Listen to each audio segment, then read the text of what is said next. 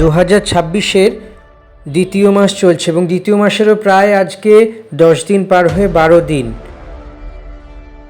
তো রাজনৈতিক এবং সারা বিশ্বজুড়ে রাজনৈতিক, অর্থনৈতিক এবং নানা রকমের বিষয় নিয়ে মানুষের মধ্যে যে কৌতূহল দেখা দিয়েছে, সে বিভিন্ন অনলাইন আলোচনাই হোক বা অফলাইন ডিসকাশনই হোক, বর্তমানে ভবিষ্যৎবাণী থেকে শুরু করে বিশ্বে বাজারে কি হতে চলেছে সেই সমস্ত ক্ষেত্রে, সেই সমস্ত জায়গায় বাবা ভাঙ্গা এই নামটি অত্যন্ত গুরুত্বপূর্ণ হয়ে উঠেছে। কেননা বাবা ভাঙ্গা এমন এক ব্যক্তিত্ব, বেশ কয়েক দশক আগে তিনি প্রয়াত হলেও তার করে যাওয়া ভবিষ্যৎবাণী এখন এক এক করে ফলে যাচ্ছে। যেমনভাবে 2025-এ তিনি অনেক ঘটনার কথা বলেছিলেন, যেমন ইউক্রেনের ওপর রাশিয়ার আক্রমণ হবে বা ভ্লাদিমির পুতিন অর্থাৎ যিনি রাশিয়ার রাষ্ট্রপতি, তার ওপরও প্রাণঘাতী হামলা হতে পারে, বিশ্ববাজার মন্দা হবে, প্রাকৃতিক বিপর্যয় হবে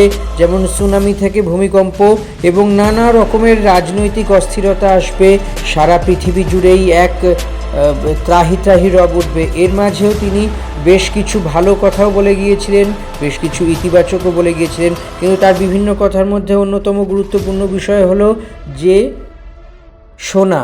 সোনা ও রূপোর দাম গত বছর অর্থাৎ 2025-এর প্রায় জুন জুলাই থেকে আস্তে আস্তে বাড়তে শুরু করেছে। জুন জুলাই থেকে সোনার দাম বাড়তে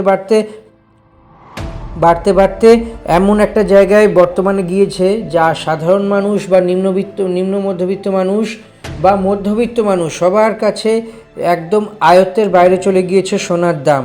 তিনি বহু বছর আগেই পূর্বাভাস করেছিলেন এই সোনার দাম নিয়ে। 2026-এ শুরু না হতেই তার আরও একটি অত্যন্ত জনপ্রিয় ভবিষ্যৎবাণী ভাইরাল হয়েছে, সেটি হলো সোনা ও রূপোর দাম নিয়ে। সোনা ও রূপোর দাম নিয়ে কি ভবিষ্যৎবাণী করেছিলেন বাবা ভাঙ্গা? সেটি হলো যে বাবা ভাঙ্গা জানিয়েছিলেন যে সোনা ও রূপোর দাম কি হতে পারে। আগামী বছরগুলোতে বড় ধরনের আর্থিক অস্থিরতা আসবে, এটা বলাই যেতে পারে, যার ফলে মানুষের মধ্যে কাগজের টাকা পয়সা ছেড়ে সোনা বা রূপোর মতো মূল্যবান ধাতু কিনে তার মাধ্যমে বিনিময় প্রথা বা তার মাধ্যমে মানুষের বিনিয়োগের একটা অভ্যেস করে তোলার মতো প্রস্তাব বা জায়গা তৈরি হচ্ছে। এর ফলেই সোনা বা রূপো এই দামি জাতীয় জিনিসপত্রর টাকার বাজার ও বাজার সম্পর্কে বাবা ভাঙ্গা বলে গিয়েছিলেন,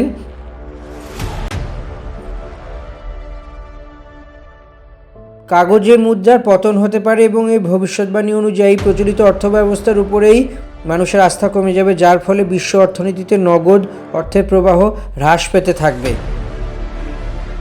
এমন পরিস্থিতিতে মানুষ তাদের সঞ্চয় নিয়ে বাস্তবের বিভিন্ন বিষয় নিয়ে ভাববে এবং বিশেষ করে সোনা রূপো এমনকি তামার মতো পণ্যে বিনিয়োগের কথা ভাববে। যদিও আধুনিক আর্থিক ভাষায় তিনি কিছু বলেননি, মূল ধারণাটি এটি হলো মুদ্রার ওপর থেকে মানুষের বিনিয়োগের বিষয় আস্থা আস্তে আস্তে কমে আসবে।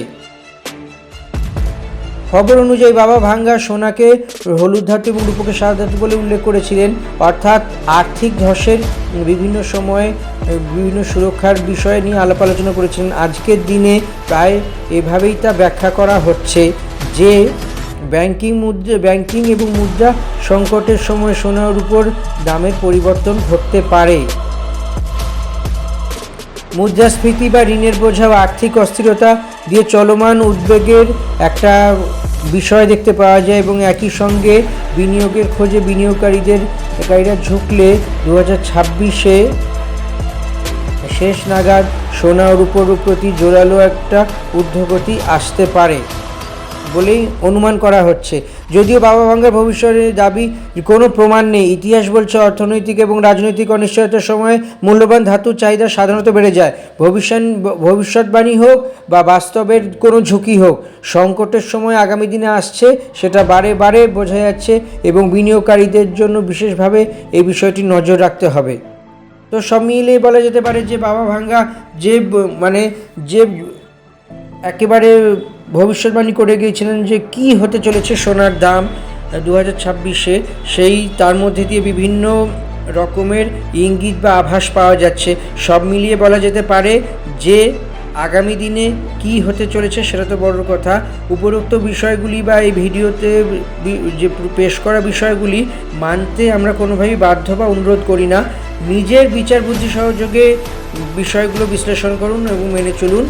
সবশেষে আমাদের ভিডিও যদি ভালো লেগে থাকে অবশ্যই ভিডিওটি লাইক করে দিন, শেয়ার করুন, কমেন্ট বক্সে কমেন্ট করুন এবং চ্যানেলটি সাবস্ক্রাইব করে দিন, বেল আইকনটি ক্লিকও করে দিন, যাতে পরের ভিডিও আপলোড করলে সঙ্গে সঙ্গে আপনারা নোটিফিকেশান পেতে পারেন।